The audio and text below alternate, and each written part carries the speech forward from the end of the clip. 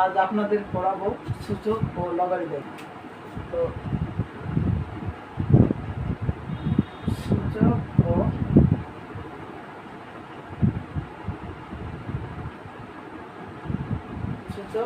Logarithm. সূচক ও লগারিদমে প্রথমটা আমাদের ক্লিয়ার করতে হবে যে এখানে চলক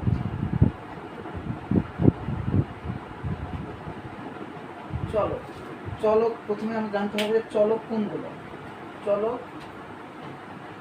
স্মল লিটার যেগুলো হচ্ছে A B C dot X Y Z, এগুলো হচ্ছে চলক।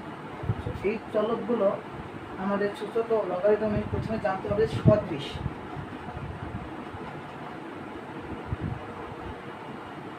মেন থিম হচ্ছে সদৃশ। সদৃশ যেগুলো যেমন এ কমা বি, এ কমা এ, এ কমা সি, এখানে সদৃশ কোনটা?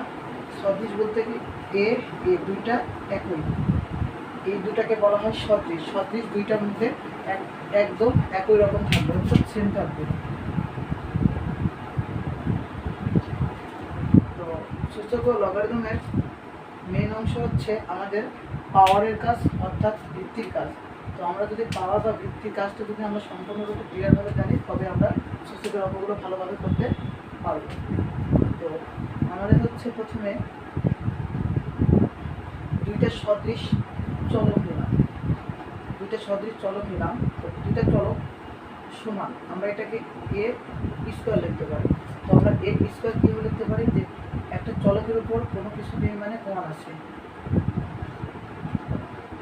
এ গুণের সময় যদি দুইটি চলক একই হয় তবে পাওয়ার বা ভিত্তিগুলোর যোগ হয়, তাহলে এ ওয়ান যোগ করলে 2, অর্থাৎ এ স্কোয়ার হয়।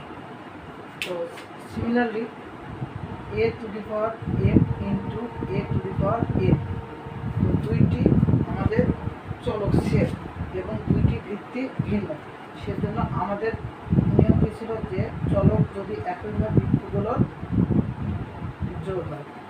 এটা গুণের নিয়ম, এটা গুণের নিয়ম বলে।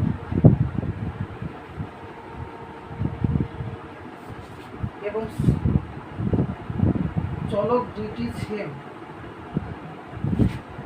চলক সেম কিন্তু ভিত্তিগুলো যদি ভিন্ন হয় এবং সেটা যদি ভাগ অবস্থায় থাকে, তবে চলক দুটি থেকে যেটা সদৃশ সেটা লিখতে হবে এবং ভিত্তিগুলোর বিয়োগ হবে, অর্থাৎ প্রথম চলকের ভিত্তি থেকে দ্বিতীয় চলকের ভিত্তিটা আমাদের উপরে এসে